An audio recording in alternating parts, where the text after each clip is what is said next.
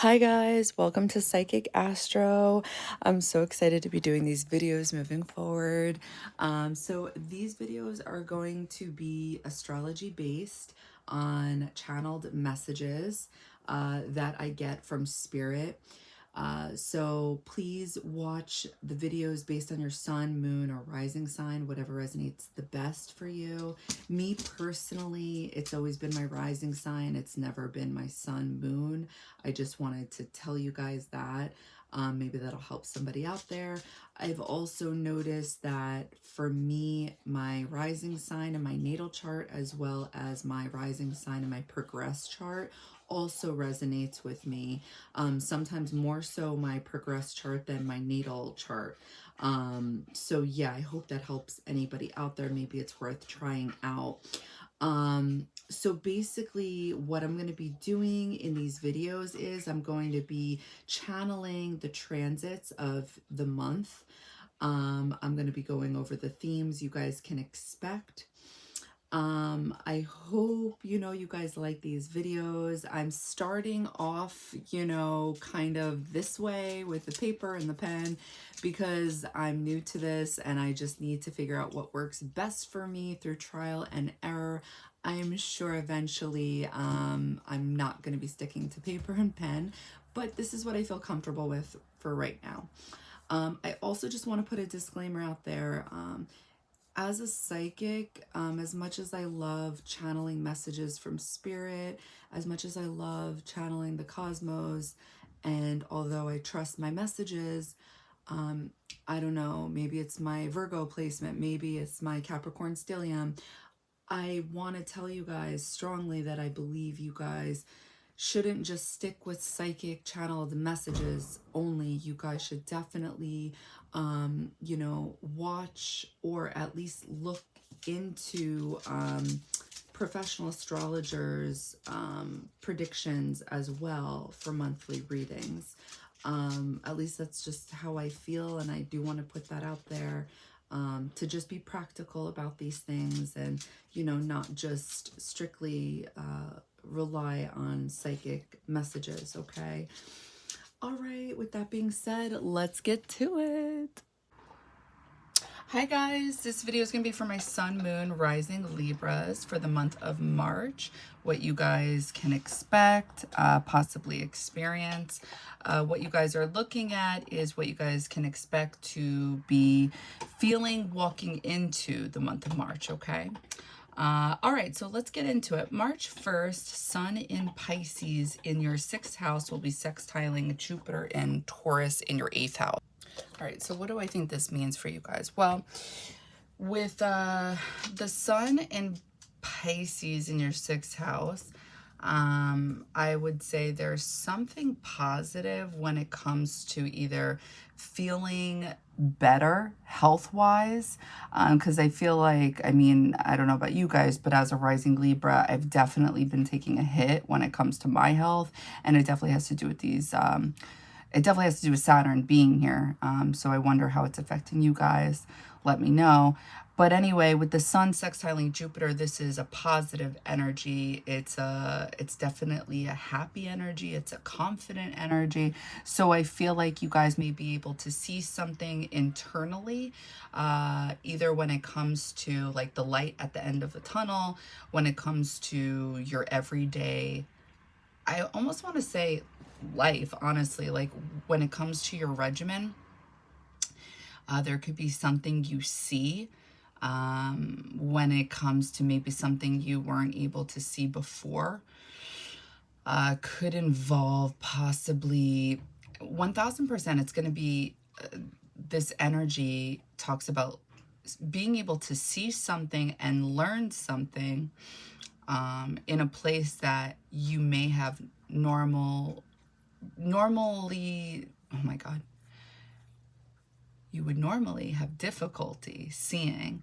And this could look like maybe realizing that the reason you're suffering with your health could be because, you're not, your body isn't getting the proper nutrients. Jupiter is wisdom, knowledge. You're learning something when it comes to 8th house matters. So I would say, since it's talking to the 6th house, the house of health, how you guys take care of your body. Also, this could be something about healing, because I do look at this as the house of healing. And when I think of Jupiter being in the 8th house, there is some type of capacity to be able to heal faster than most people. And it's because you're in touch with the wisdoms, I would say, on the other side. Whether you have gifts or not, you are intuitively getting information from your spirit guides, angels, spirits, things of that nature. So when the sun is talking to Jupiter, and it's not overdoing it, it's not underdoing it, you're able to see information clearly when it comes to either your shadow and how it's holding you back. And this can make you feel good, because like I said, there's actually light at the end of the tunnel in some type of way, with however this is playing out for you guys. And I think because it's a sextile, this is talking about you being able to see something and then having the choice whether you want to do something about it or not. All right, so March 3rd,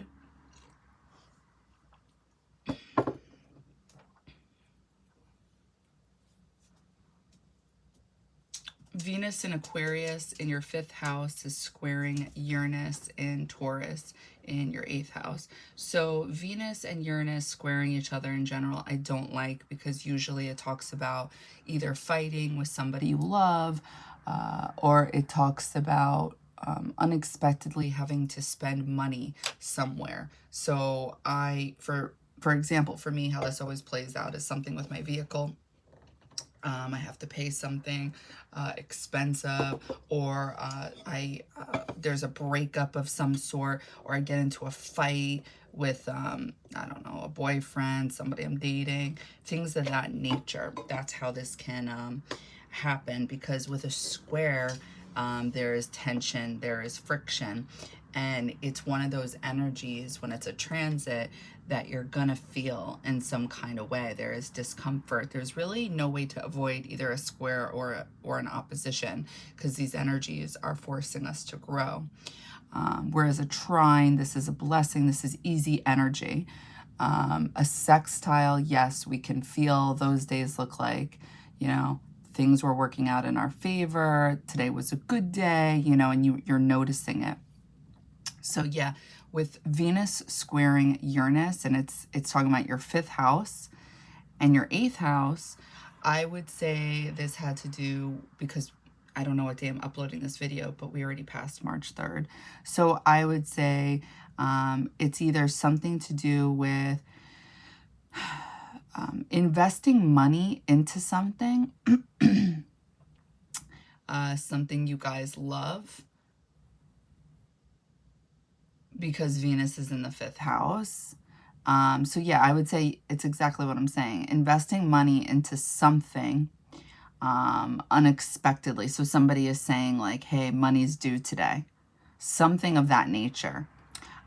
Or this, for some of you, this is definitely playing out with romance or sexual connections, because it's not the 7th house, which is talking about relationships, but instead it's talking about romance, it's talking about possibly sex, something connected to sex. And the reason I'm saying that is because the 5th house is romance, one way of looking at it. And you guys have Venus being here, which, you know, this can manifest in regards to being in love. And then the 8th house, one way this can manifest is sex, right? So yeah, I'm gonna say that there could have been a fight, an argument, something abruptly happening. Maybe somebody canceled plans, and then, you know, that led into an argument, something of that nature. Yeah, I'm going to say it was a disruption from your daily activities, something unexpected for sure.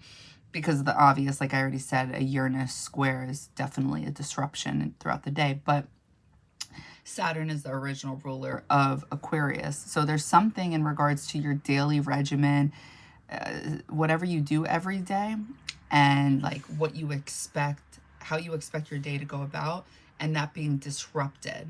It didn't go as planned. Something happened.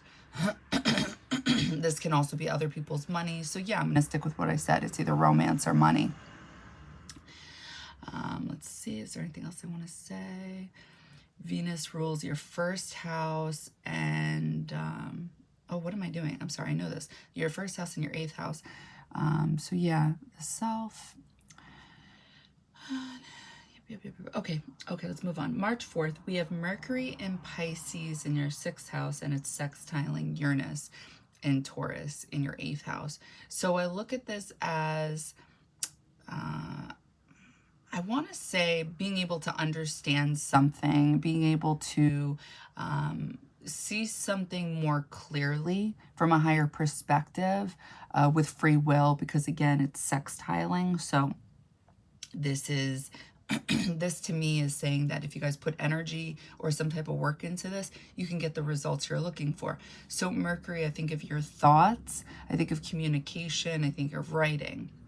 And there's something to do with, let's just say it's your thoughts on how you guys go about your daily routines, activities, what it is you're doing every single day. From the second your alarm clock goes off and you're getting ready for work, whatever it is you guys do until you get back home. And your thoughts are on this, and there's some type of moment throughout the day where I would say you get like a lightning bolt, like hitting the head.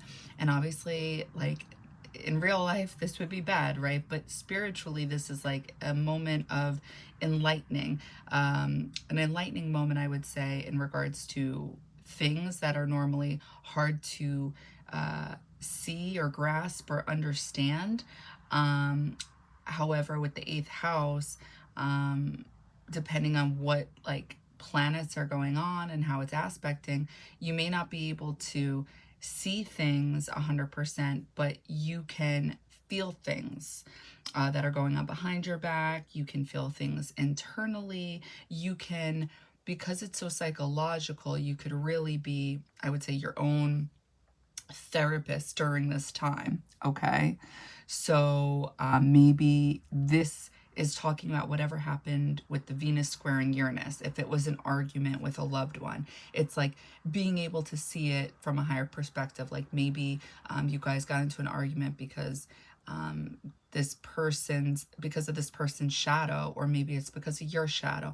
Maybe you're understanding why you attract the people you do because of X, Y, and Z. There's some type of moment here where you guys can deeply reflect and have a better understanding as to something that has occurred, okay?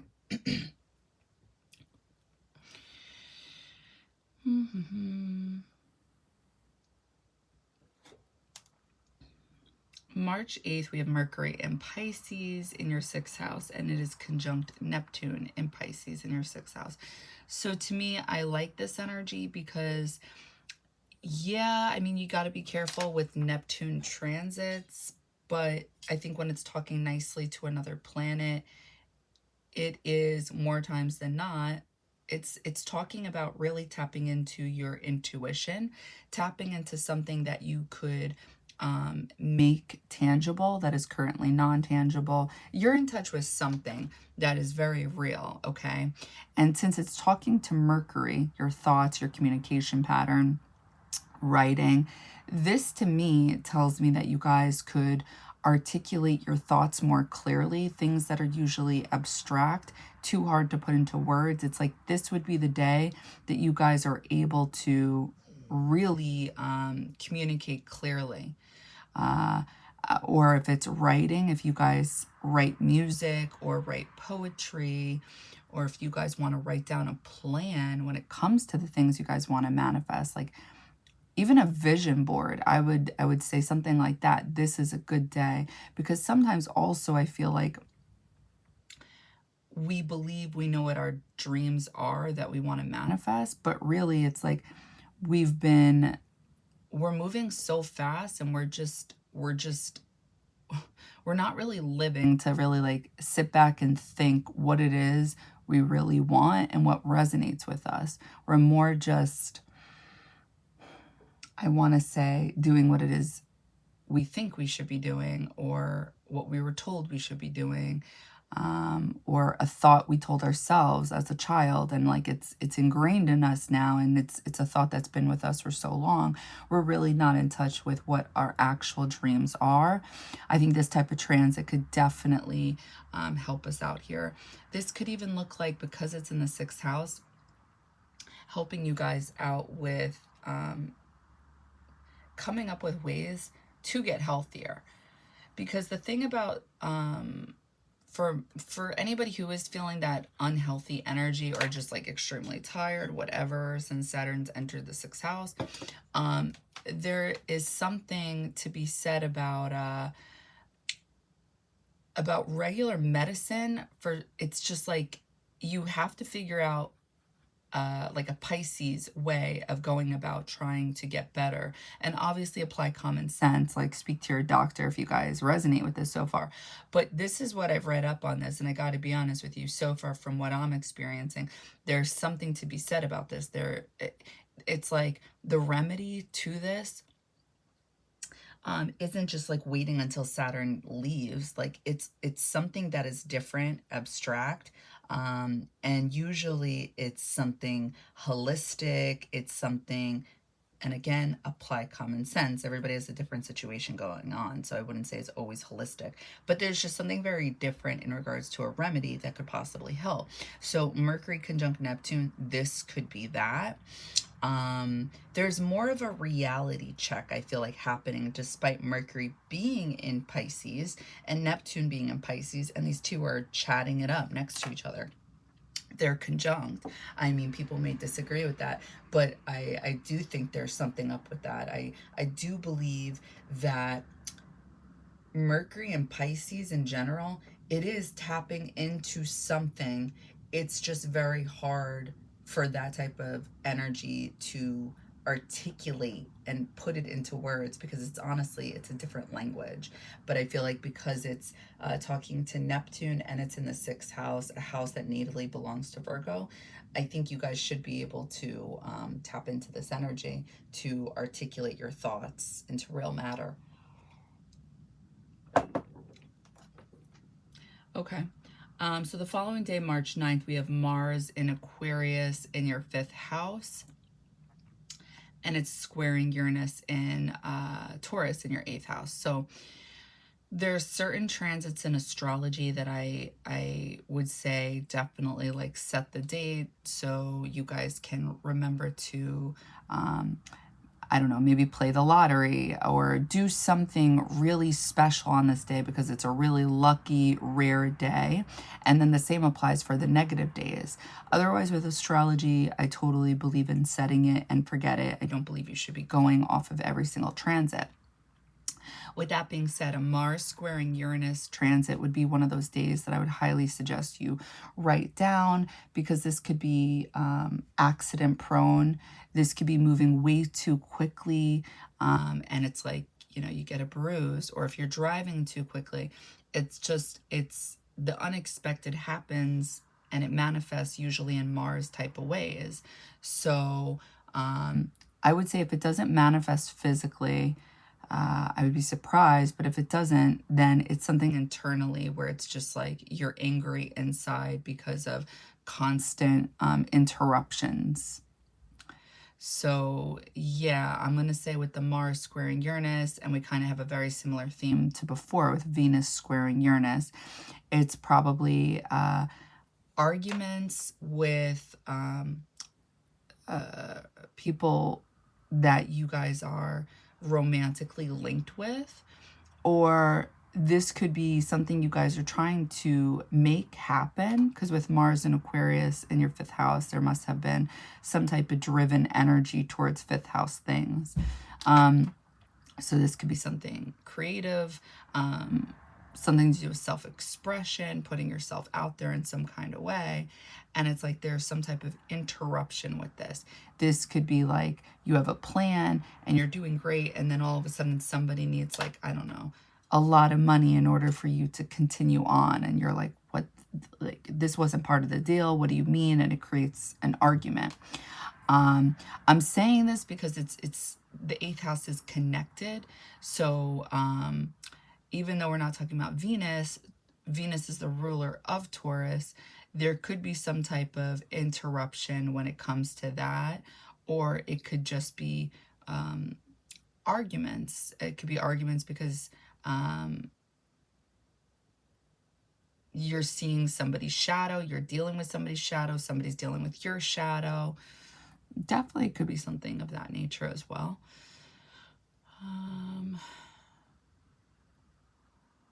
Somebody you're trying to partner up with in regards to business. This could definitely be playing out this way as well. Okay. Let's see. March 9th, we have the sun in Pisces, and it's sextiling Uranus and Taurus. So whatever this argument is, whatever this disruption is, that same day, the sun is sextiling Uranus. So I think you guys will be able to see something clearly. And I think it pertains to this argument, this disruption.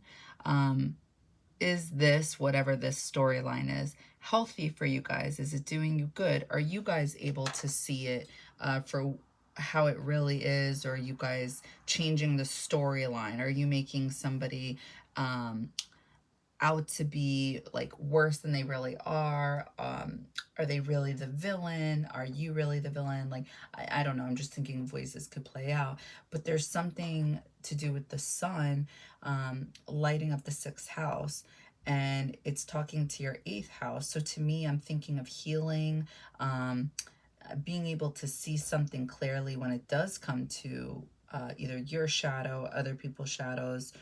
And it's kind of like an enlightening moment where you can see something either from a higher perspective, see something more clearly, and there could be more confidence on whatever this is in regards to how to go about it, how to move. Do you want to continue whatever this is? Do you realize, actually, you know, this bump in the road is for my higher good because of X, Y, and Z? There's probably a different situation that is better for me, or a different opportunity that would be better for me out there.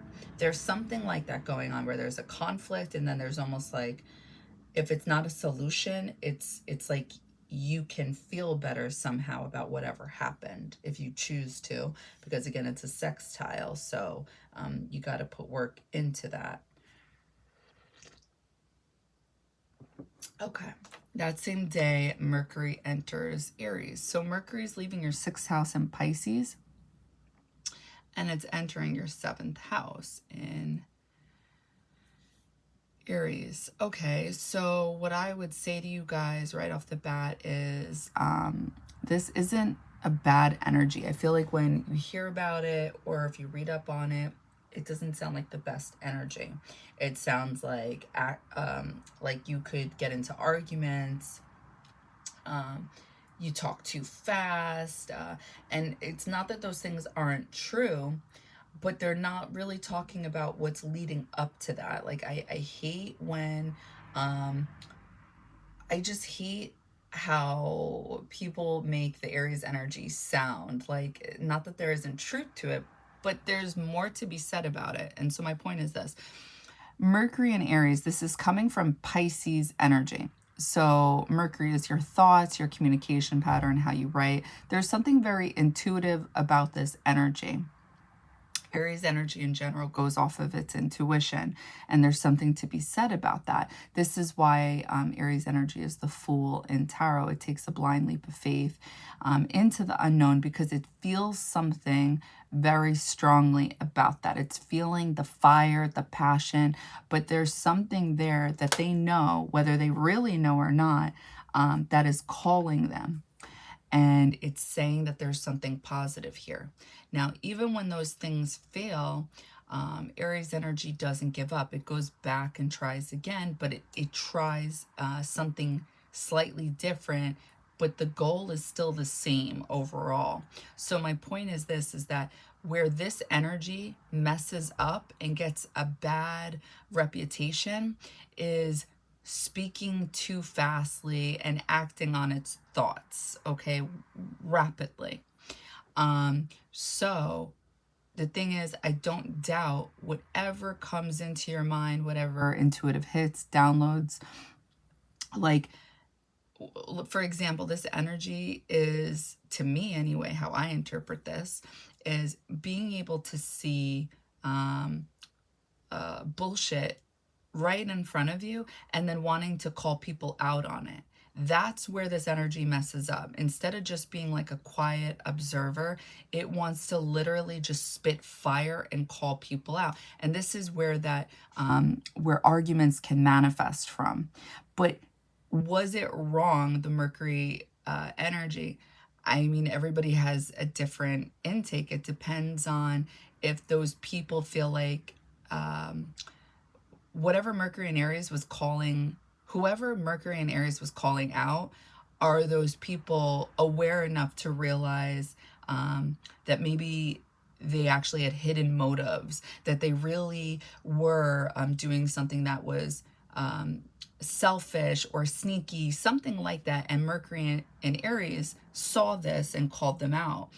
There's a lot of that goes on too, because again, it is coming from the 12th house energy. It is coming from Pisces energy. So it is picking up on something when it comes to the collective energy. It is.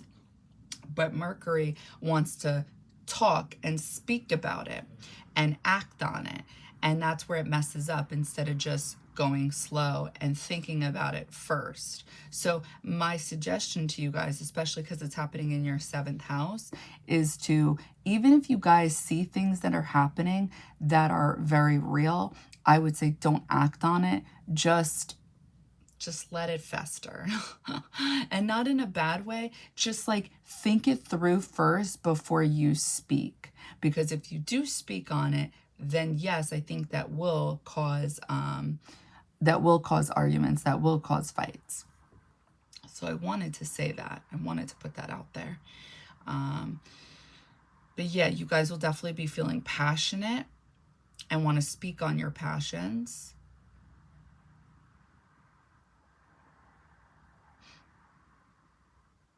And I think for a lot of you, it is romance. I do think it is relationships. And for those of you that aren't dating, I think there's a chance you guys may start dating or going on the internet and putting yourselves out there. Because Mars, the ruler of Aries, is in the 5th house in Aquarius nonetheless. So I do think of the internet. There may be something, because Saturn is the original ruler of Aquarius and it's in your 6th house, there may be something about becoming more disciplined when it comes to this type of energy. Like if you guys say you want to do something, then do it. This is also Mercury and Aries. So you guys may be connecting with this more so during this time. Understanding your Chiron transit in Aries, why the things that are happening to you.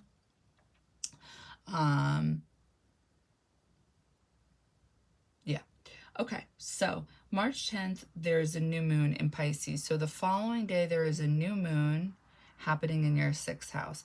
So I think this is going to manifest, and it's in 20 degrees. I'm sorry, 20 degrees. So it's a Scorpio degree.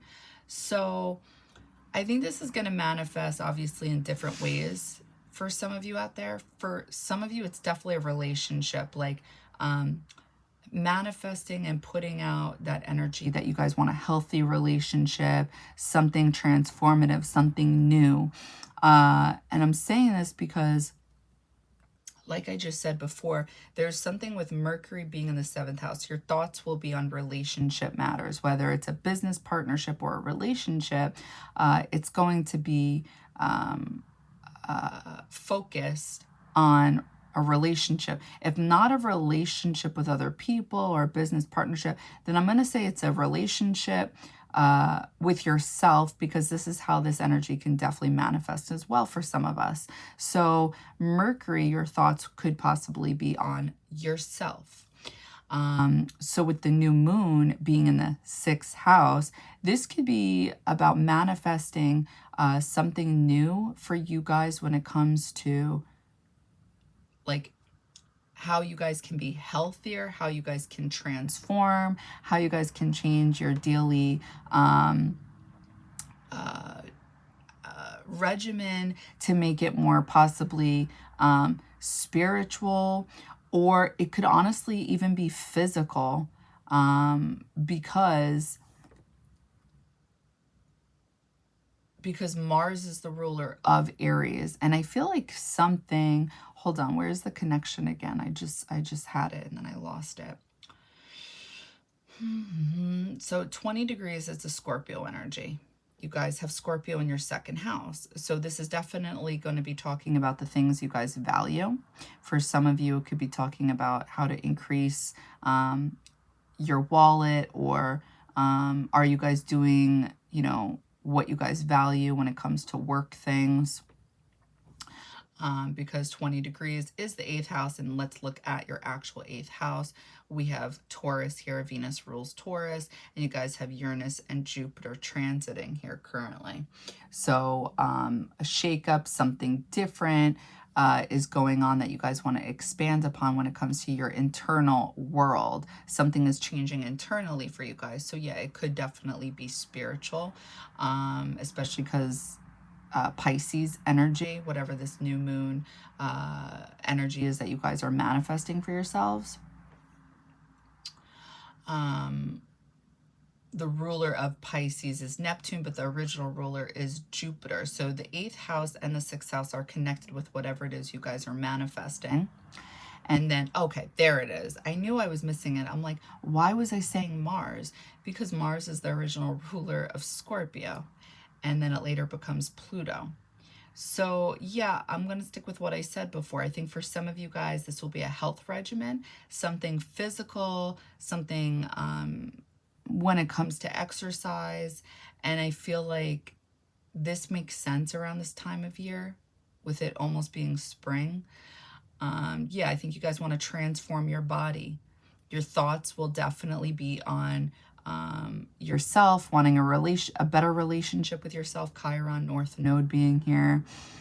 And I feel like the goal may more so be on health, because I think being either if you guys are rising Libra, then Venus already rules your chart, right? You guys are Venus. And then the South Node is in the 1st house. So there's something about, so I'm trying to say that there is already naturally something beautiful either about your soul or something physically, okay? However, with the South Node being in the 1st house, this speaks of like a drain on, I would say, your energy. Like, or not so much caring about the physical aspect of yourself right now. There's something going on where you want to do better internally.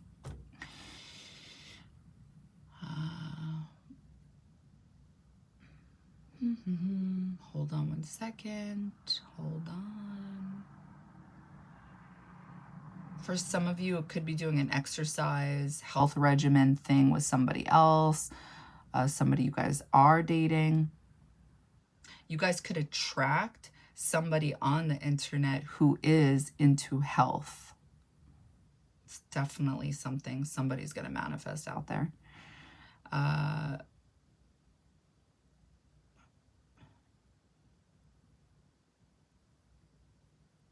Also, with that new moon being in your 6th house, adding in fun and pleasure into your daily life.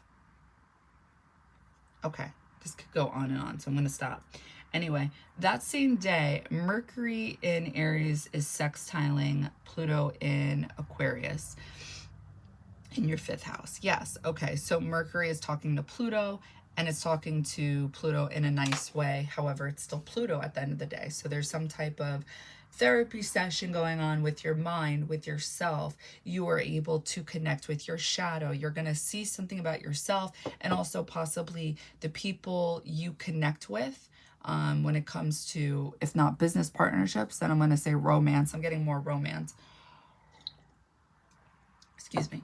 I'm getting that it's like you guys with the sextile, you guys will be able to see something and be able to change something with free will. So for those of you, when it comes to working out, this would be like changing your mindset. Like, okay, I want to get better. I want to feel better, or I want to look better. For some of you, I'm sure that's still a thing, right? Why would it not be? So I think this is definitely talking about transforming your mind in order to transform yourself physically. And then for some of you, this is talking about other people. Transform the people you attract. If it's females, like business relationships, I feel like these could be women with strong Aquarius placements, or if it's relationships, these could be men with strong Aquarius placements. Or again, just meeting people on the internet. There's something with this. And whatever this is, maybe it's like the people you see on the internet and you start wondering by law of attraction, you know, why am I attracting these people? And it's like you dive into your own mind. There's something to this. Hold on. Mercury rules your 12th house and your 8th house. Yeah, so Mercury rules your 12th house and your 8th house. Virgo. Oh, what am I saying? Mercury rules your 12th house and Gemini. I'm so sorry. So I think you guys will definitely want to expand on definitely seeing things from a spiritual level, trying to see things in a different kind of way, but a smarter way. That's what I think of with Virgo being here. Yeah, Virgo in the 12th house can create mental conflict because there is this, whether you guys are consciously aware of it or not, maybe unconscious, but trying to perfect everything. And it's like, that's not possible. And it could literally mentally drive you crazy, okay? There is this point, an epiphany, where it's like having this type of energy in your 12th house, you're like, fuck it. You know, that meme and the guy in the office and he throws the papers, that is Virgo in the 12th house at some point in their life. You can't keep up with it. So there may be something you guys come to realize, and you realize it's not doing you any justice. It's not helping you guys out because it's connected to the 7th house. So you guys need to see things or learn something new when it comes to spirituality. Because again, Jupiter is here, and Jupiter originally rules the 9th house, and it's connected to the 6th house energy for you guys. Okay, March 11th, Venus enters Pisces. Venus enters Pisces. Okay, in your 6th house. So Venus is leaving your 5th house. So your focus is going to be on 6th house things. When Venus enters here, I think a few different things. Number one, this could be talking about increasing your money or having a focus on money, because 6th house can be work, literally, and it's in Pisces. So you guys could be getting more money during this time, with Jupiter, the original ruler of Pisces, being in that 8th house, and then Neptune being here. There could be something where,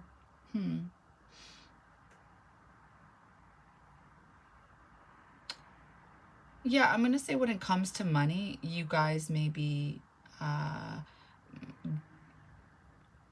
getting money differently than you normally do. There's just some type of focus on money. Maybe you guys are thinking about a different job, like how to a different job to make I don't know, more money, or a money from a spiritual, I don't know, point of view. But another way this could manifest is attracting people that need to be healed. But the problem here is So there's duality in everything, right? So Venus and Pisces, this is exalted. This is really beautiful energy. People want in on this energy. It's because there's something, I feel like, where we're able to be one with the collective, where we can spiritually understand another person without judgment, and then give intuitive advice and be able to help another. It's healer energy, and it's giving that energy away without expecting anything in return, without thinking twice about it. It's like pure love. It's a really nice energy. I'm like almost positive I dated someone with this energy, and I think it was touching, I feel like it was touching my moon. I don't know, but it was like, it was really nice. Okay. Now, the problem with this energy is it real? Is it real? Because there could be illusions when it comes to Pisces things, especially when Venus is involved. Are you attracting people that need to be healed? This goes for the people who are dating, okay? And they're putting themselves out there. You guys may attract people that need to be healed, especially in that sixth house and Venus being there. And you guys may not realize it because it's in Pisces. And you guys may fall easily for these people. So I would just, my advice to you guys would be, if this does resonate with you guys or ends up resonating, make sure to be clear with these people, like what it is you're looking for. Make sure you guys are on the same page, because Venus rules your first house and your eighth house. This is talking about you guys, your body, yourself, and then your eighth house. Internally, what's going on in your internal world. And also this could be sex. So somehow this is connected to healing, and you guys could be attracting people. And since you have your South Node in the first house, there's something about not being in connections that are just for sex. There's something like you guys are being called upon for something more serious, a commitment, whether it's to yourself or with another, but you're asked to take this more seriously during this time. So yeah.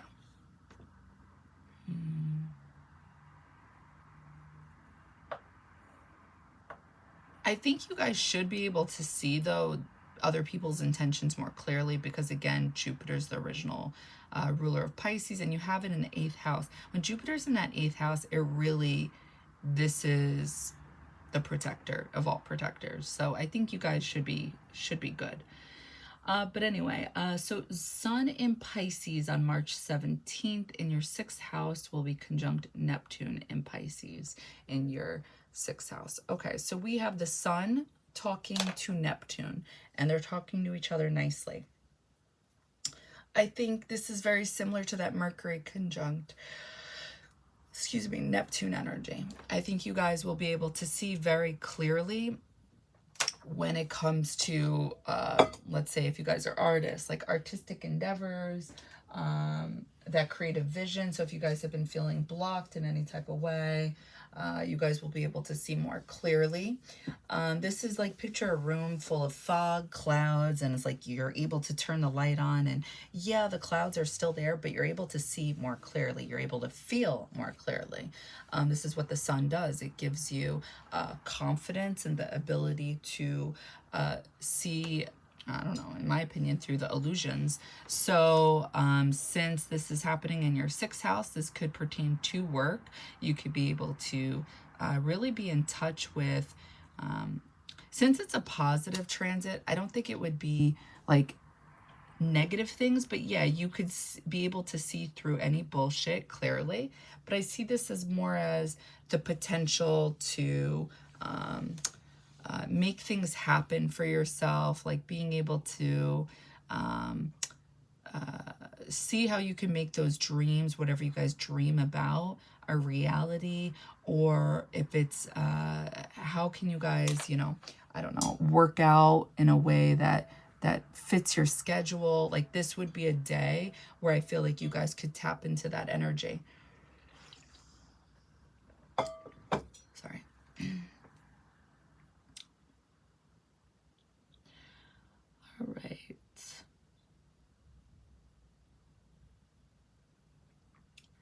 sun enters Aries on March 19th. So the sun will be leaving your 6th house and will be entering your 7th house. Okay. So the sun in Aries is exalted here.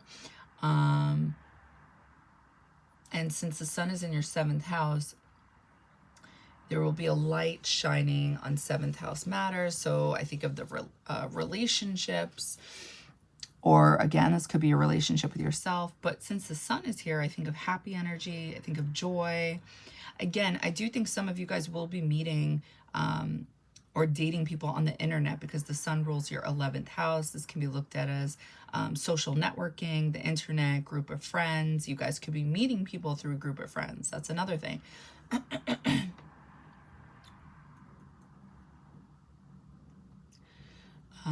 Hold on one second.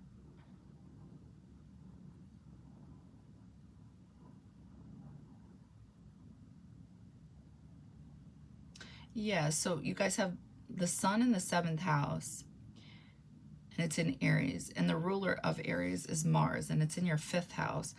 I do think this is talking more so about confidence with the people you guys may be attracting during this time. And if you guys are dating, it's like, I think you guys would feel confident while going on these dates. I think you guys would definitely, because when the sun is in the 7th house, wherever the sun is, you're shining in that house. So when it was in the 6th house, you guys should have been shining at work. People want you guys to, you know, cover so-and-so's shift because you're the go-to person. You're the one the boss loves. You're the boss's favorite, okay? No doubt in my mind when the sun is in the 6th house, okay? You're management's go-to. But I also think of this as, I want to say leading, because Aries energy leads. So yeah, I just feel like you guys will be very confident when it comes to, I feel like, I want to say romance. I'm not seeing, I mean, this could be, for those of you where this is a relationship with yourself and, you know, doing you and transforming your mind, transforming your thoughts, transforming your body, then I feel like how this could play out, the 7th and the 5th house, is incorporating fun, like having a relationship, maybe with your inner child, having an inner drive to accomplish something when it comes to expression. There's something about self-expression here.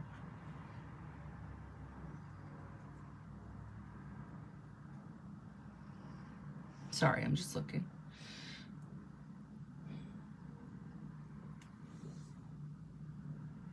Yeah, I feel like by the middle of March, you guys are going to want to have fun. There's something going on here. Okay, anyway, March 21st, sun in Aries in your 7th house is sextiling Pluto in your 5th house in Aquarius. So, so this is good, but also it's the death of an ego in some type of way. So whatever Pluto touches, it's very transformative. It's very karmic. Those things will never be the same again, whatever Pluto touches. So think about the sun. It's your light. It's your confidence. It's joy. It's happiness.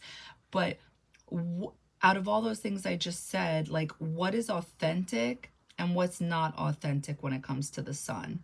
Okay? Because the sun is supposed to be our higher self, for our highest good. So there's things that we definitely do that make us feel good, that bring us fake confidence, you know, kind of like fake it till you make it, but it doesn't resonate with us anymore. And when Pluto's involved, it forces us to deal with that and take that out of our life, so we realize we don't actually need it anymore. We don't need that type of energy in our life within ourselves to make us feel secure or safe. And it usually feels like the end of the world or a shakeup because it's something you're used to for so long. So there may be, how could this play out? because it's talking about your 5th and your 7th house transforming. You may attract a certain type of person, and you may see this more visibly so during this time. And it's like you have this random thought where you're like, my love life will continue playing out like this if I continue dating people like this. And then right there, you have the choice with a sextile to continue that thought and create an action, like a plan. Like, okay, I will no longer be attracted to guys who make it very clear to me they do not want commitment. They do not have a plan. They do not have a career. Because every time I do, X, Y, and Z happens. So therefore, in order to get different results, I must change this. That's how the Pluto sextiling the sun can play out. That's one way. Excuse me. There's something with transforming your 5th house going on, whether it's about you guys realizing you want a partner who wants children, and you need to make this clear. So that could be also a thought that comes into your mind where it's like, you guys need to actually put this out there. You guys need to maybe verbalize this. This needs to be, you know, because Mercury is in your 7th house. So you guys need to be communicating what it is, Aries energy, you guys want out of relationships. So this way, something can change with the people you attract. Because I definitely believe that when you physically act on those things that you guys want, and let's say you start going on dates and you start verbalizing, like, and you're more direct and you put it out there, I think it's definitely just a matter of time before that person comes into your life that you're trying to manifest. They may not be exactly how you pictured, because I do believe that's how manifestation does work. I think for some people, they've experienced where it's, you know, exactly on point, but I don't think it's always gonna be like that because everybody has a different journey. If your journey is more spiritual, then you may energetically get the person you're manifesting more so than physically. And obviously, I do believe you should be physically attracted to that person. However, I think for some of us, if you can get what it is your soul craves, then maybe that person then becomes physically good looking. You know, I don't know. But there's something here that's going to change, or at least giving you the opportunity to change. Okay, so March 21st, that same day, Venus in Pisces, in your 6th house is conjunct Saturn in Pisces in your 6th house. So I like these two energies. I like these two energies talking to each other in a nice way. If you read up on it, it's going to, for the most part, tell you, I feel like, negative things. I think it's a positive thing because Venus and Saturn, they're getting along, okay? They're talking nicely. They see the value in one another. They want to invest in one another, okay? They see the longevity here. Now, if they were squaring each other, this is creating friction. It's creating conflict. It's creating a breakup. It's creating that on again, off again type of relationship. Which then karmically creates this energy in your life where you will get real, true love later on in life, okay? And Venus and Saturn are also, they are not opposition energy. Oppositions work well when they work together, okay? So you'd have to make sure that you're on the same page with someone in order to get this energy, because this energy is tough in the sense that it requires compromise, giving up a little something in order to get something, and it works on both sides. So this energy is not easy either. So these two energies with Venus and Saturn can cause breakups and just problems, friction, unless, you know, you have two people who are willing to work at it, to evolved individuals, then the opposition energy can work, okay? But generally speaking, most people, I feel like, especially nowadays, don't want to put energy into work, okay? So therefore, we have Saturn conjunct Venus. These two are being good neighbors. They're getting along. They're vibing. The reason it can be uncomfortable energy is because of the obvious things, the obvious differences within the two planets, right? Saturn likes to be disciplined. Venus doesn't like to be disciplined. Venus likes comfort. Venus likes buying things she likes. Venus likes beautiful things. Saturn doesn't necessarily need beautiful things. Saturn likes things that are practical, things that make sense.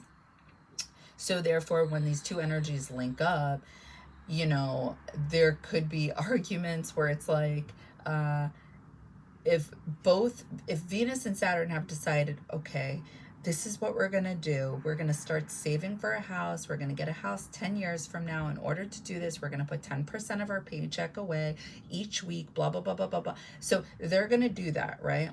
But then after that conversation, the next day, Venus is like, do you want to have a date night? And Saturn's like, how are we supposed to get this house 10 years from now? And Venus is like, what do you mean?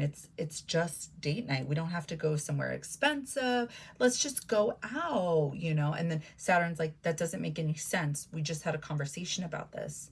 That's not very practical. It's not very logical. And then Saturn's frustrated. Saturn is frustrated because he feels like Venus is just, you know, not understanding, I would say, the bigger picture here. She's focusing on now.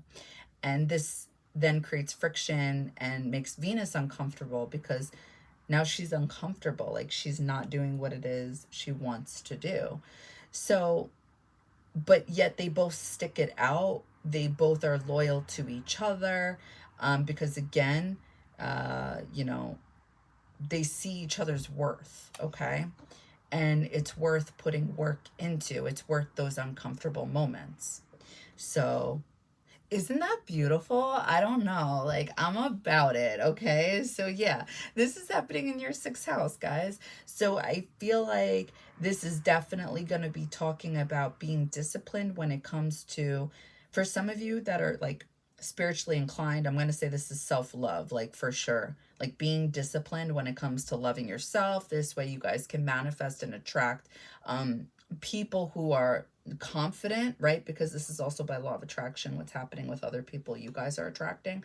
So I think being disciplined when it comes to loving yourself. So eating better, treating your body better. Therefore you guys can attract evolved Aries energy, attracting people who know what they want, because Mercury in Aries does know what it wants. Maybe it doesn't come off that way though because of how it acts passionately, but no, the Aries energy knows what it wants. So I feel like what's transforming here is there's something about commitment, but there's commitment to doing better and being healthier and sticking to it. Because when you have Pisces in the 6th house, things get lost here, and it's trickier than most placements, I feel like, because you're talking about your everyday living.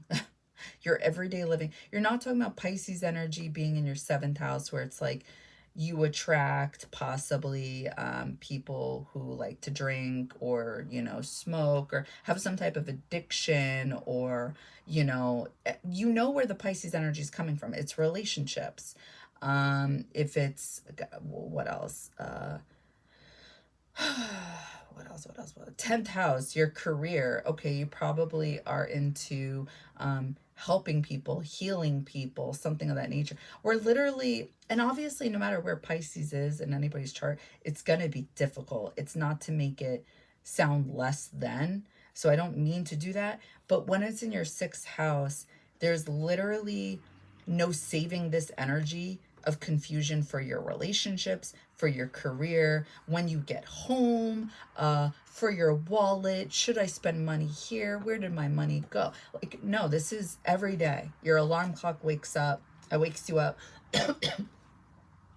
and you click snooze, and it's like yesterday you didn't click snooze, now you're held back 10 minutes.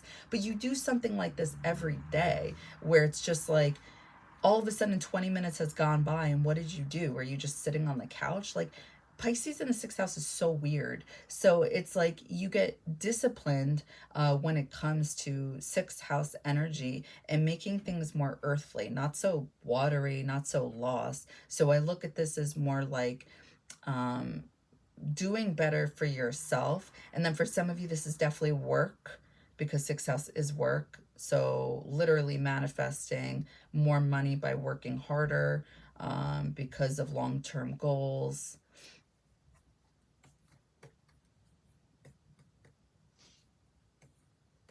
Yeah. Okay. Then we have March 22nd, Mars enters Pisces. Okay, so Mars is leaving your fifth house and it's entering your sixth house. So I personally don't like Mars being in Pisces, that type of transit, because I don't look at this as like, I don't look at Mars being in its best energy here, because Mars is about action. It's about being driven and working towards something, having the willpower and the energy, okay? It's just like when Mars is, it's funny because Mars is the original ruler of the eighth house, right? So technically it's exalted in the eighth house, but I don't know. I actually feel like what you're great at when it comes to action in the eighth house is survival instincts. Like, literally, this is a survivor, somebody who knows, like, if you're walking down an alley, like, without being able to see, it's like, you know something's up over there on the right side, and if you don't have a choice but to continue walking down that alley, then you're going to grab something in your hand and you're going to start shifting towards the left side of the wall. Like, that's what I mean. Mars is definitely exalted in the eighth house here when it comes to instincts and the will to live and the will to survive no matter what. And I'll leave it there. So my point to saying this is that I don't think it's, when Mars is in the 8th or the 12th house, this doesn't give me like energy. It gives you energy in different ways. Like I said, energy to survive, but it's not, it's having difficulty with being driven when it comes to having actual energy in general, because it's internal. It's not outside physically. So Mars is in your 6th house, which is good, but it's in Pisces energy. So it's connecting to that 12th house energy. If Mars is in the 12th house in general, I don't know about you guys, but I don't feel like I have actual energy. I feel drained. So there's something to this where you guys are walking through the fog. It's like you may feel like you're being intuitively guided to go here, even though you can't see. But I don't know if it'll be 100% on point is what I'm trying to get at. So just, so with Mars in the 6th house, you guys may feel driven, but I don't know if you guys will actually be able to act on that, okay? I think you guys may feel driven, and but physically acting on this, I don't know. Because I think Mars in the 6th house is a great energy in general to physically have the stamina to do your everyday thing. But when it's in Pisces,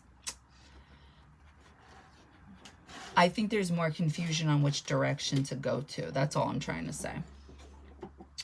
Okay, so March 24th, Venus in Pisces in your 6th house is sextiling Jupiter in Taurus in your 8th house. So Venus and Jupiter are getting along. To me, again, kind of similar to, what transit was it before? I think Sun and Jupiter. It's like a lucky, beautiful Venusian day, you know? I would say this is the type of day to put yourself out there when it comes to work. So being really nice when you get to work, saying hello to everybody, good morning, because there's something here about this day. It's just a feel-good day. And the same applies for, I feel like, romance as well. It could be a really healing day when it comes to matters like that. Yeah. Okay, so then March 25th, we have a full moon lunar eclipse in Libra in your first house. So, full moon lunar eclipse in Libra, and it's in 5 degrees. So this energy relates back to that Libra solar eclipse on October 14th, 2023. There is some type of theme playing out here. So what do I think this full moon lunar eclipse is going to be about for you guys? Well, with full moons in general, I feel like something is always illuminated to us, shown to us in some way or another that needs to change, that needs to transform, that needs to possibly leave our life in order for better things to come in, okay? So it's almost like preparing us for a new moon. So something will be illuminated when it comes to literally you guys, okay? Because it's happening in your first house and it's happening in 5 degrees. It's a Leo degree. So I'm going to look at your 5th house to get a better storyline about this. So your 5th house is in Aquarius and you guys have Pluto here. So it's funny because we're talking about full moon, something is being illuminated. Something needs to transform when it comes to 5th house things. Kylo, stop. Stop. Sorry. Uranus is the ruler of Aquarius, and that's in your 8th house. And so is Saturn. And Venus is the ruler of Libra, and Venus is the ruler of Taurus. So something internally needs to transform when it comes to expression, okay? So Leo rules your 11th house. This talks about the internet. This talks about social networking, your group of friends, and shining. This is what I think of. I think of shining, the sun. And you guys have this in the 7th house. So how do you guys express yourselves in relationships? There's something here that needs to transform. There's something here that needs to be looked at differently when it comes to your shadow. Kylo. Enough. Sorry, guys. So this, whatever this is, connects back to the Libra solar eclipse back on October 14th. So I'm thinking one more time. Full moon, lunar eclipse in your 1st house. So no matter what, something's going to be illuminated about you guys. And then what will be illuminated about you guys? It has something to do with how you guys express yourself when it comes to romance. Because I'm getting the 5th and the 7th house again. 5 degrees, we have the sun in your 7th house. And then when we look at the 5th house, we have Pluto here. Transformation. It could be for some of you how you guys express yourselves online.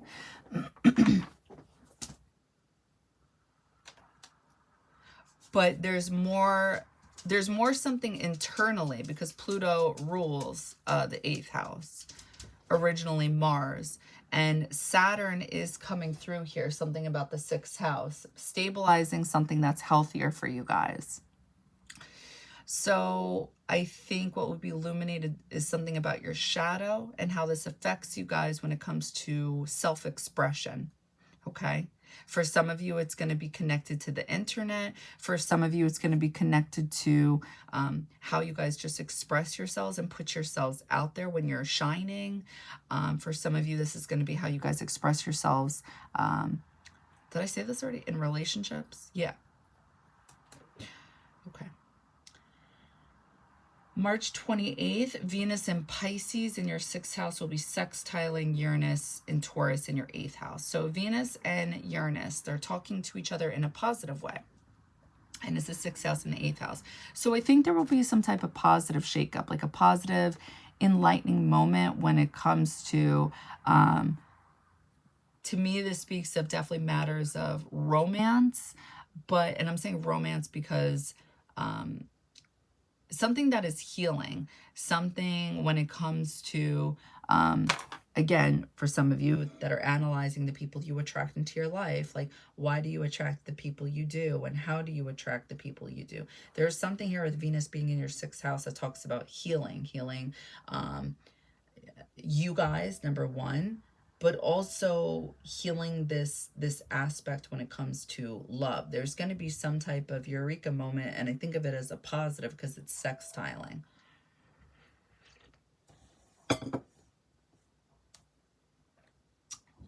March 29th, Pallas Athena in Sagittarius in your 3rd house goes retrograde. So Pallas Athena is the energy you guys want to look towards when it comes to a strategy, trying to make whatever it is you guys want to make happen in the month of March happen. This is what you guys would look at as Pallas Athena. This will help get you there. However, it's going in retrograde literally the end of March 29th. So you guys, since it's especially in your 3rd house, house of communication, house of writing, friends, siblings, neighbors, you guys may have more difficulty when it comes to this energy, trying to make something a reality. You guys may have more difficulty being more flexible on this, being more open, something like that. March 31st, Vesta is leaving Gemini and is entering Cancer in your 10th house. So that spiritual flame, that passion that just never dies, is going to be entering your 10th house. So on March 31st, I think you guys are going to get very passionate about either one of two things, either your career or how you guys appear to the world, okay? Because for some of you, this is definitely talking about self-expression, and wanting to heal this so you can attract better things into your life. And then for some of you, this is talking about expressing yourself differently so you could change something when it comes to money. So maybe wanting to make money from something you're passionate about, right? Because Cancer being in the 10th house talks about wanting to have a career that feels like home, working with people that feel like family. So there's something here towards the end of March that you guys are going to be feeling passionate about with 10th house energy.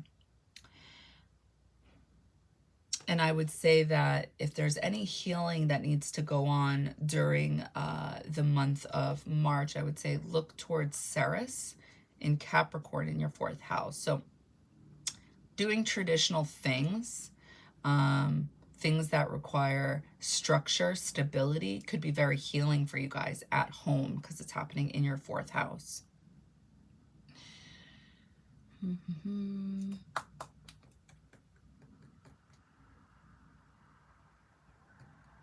Yeah, I think that's all I want to say. Is there anything else? Yeah, there's definitely an emphasis on relationships. Wait, hold on one second. I'm just seeing something right now. 5th, 6th, 7th.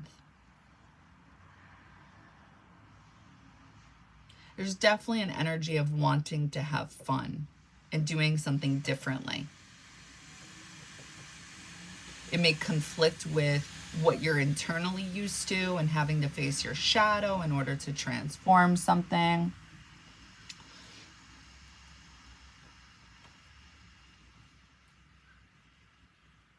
And that could be happening more so towards the end of the month. And this is where this Pallas Athena causes a conflict for you guys.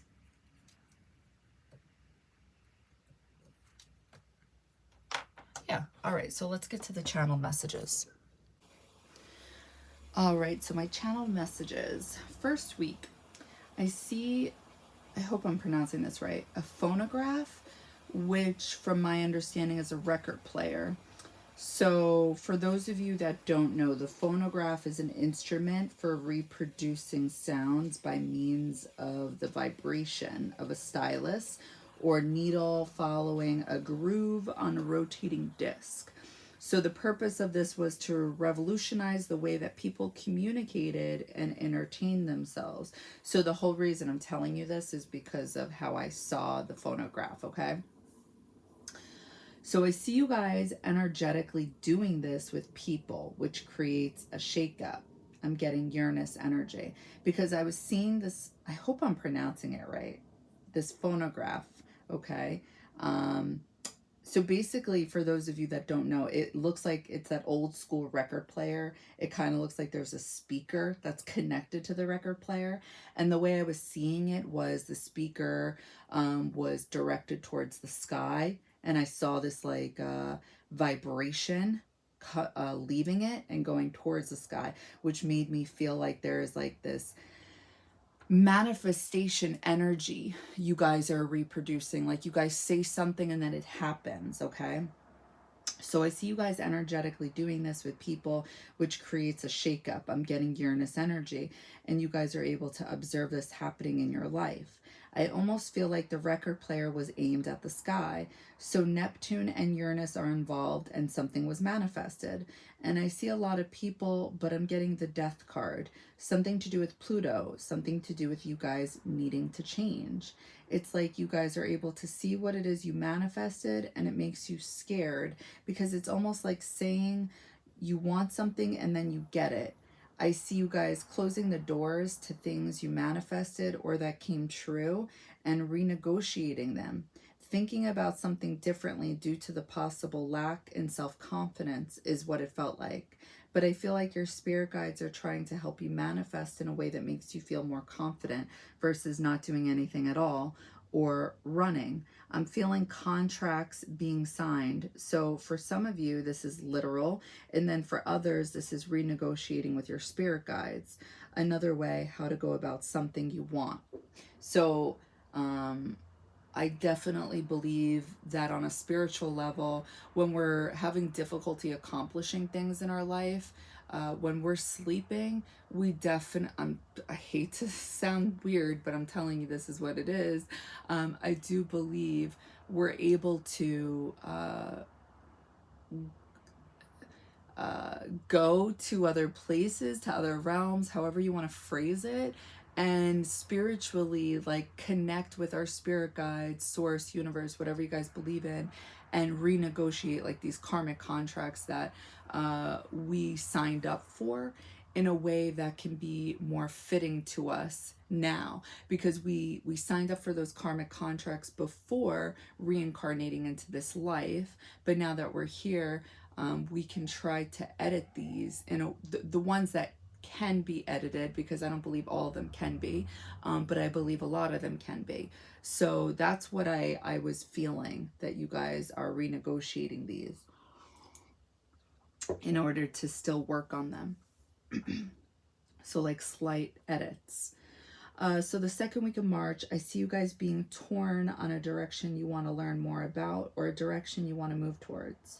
I'm getting Cancer and Libra energy, this indecisive energy, which then causes friction and motion in a direction for you guys. There is this energy of really trying to commit yourself to something. It feels like an action, a direction, or maybe just the will to do it.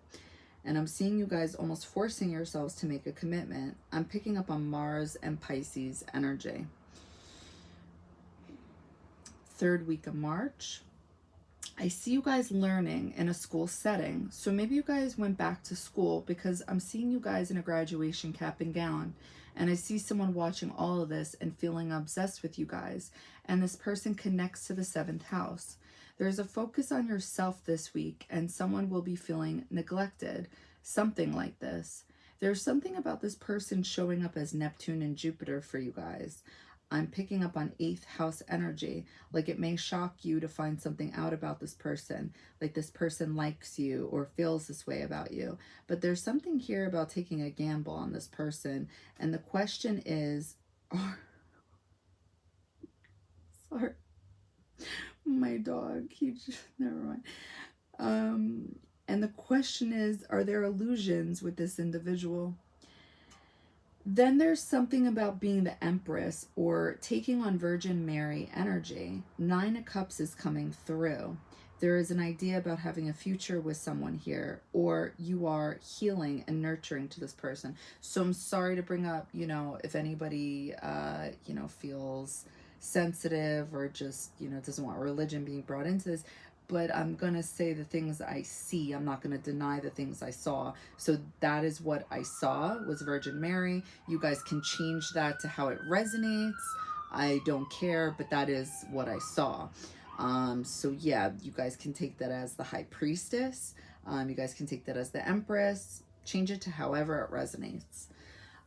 So yeah, then the last week of March, I see you guys will be able to visibly see your light and your shadow. I'm picking up on Neptune energy. Something may be hard to stop doing that isn't, excuse me, good for you the last week of March. It feels like 10 of Wands in tarot, but you may continue doing it. This is something you see very clearly. I see the sun big time, and it pertains to another person and having to hold yourself back because there's something about this person where its energy could drain you. There's something very negative. I see an alarm clock in the reflection of your eye trying to get you guys to wake up because you see something clearly, and I believe it's toxic, and you may have difficulty letting this go, or at least your inner child does, because that's how I'm seeing it. You want to hold on to whatever this is. So, okay, so right there, the sun in your 7th house in Aries. So yeah, definitely, I think the when sun enters your 7th house, you guys are going to see something clearly about another person or about the people you attract.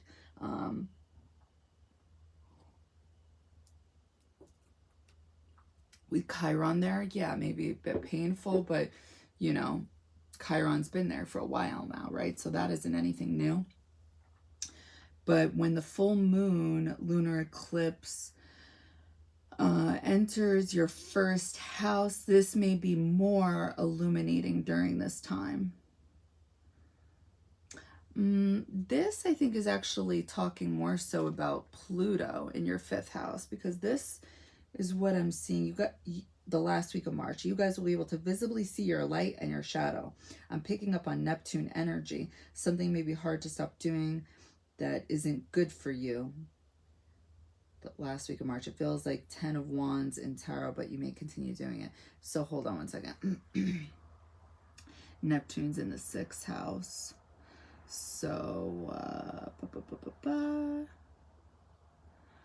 I would say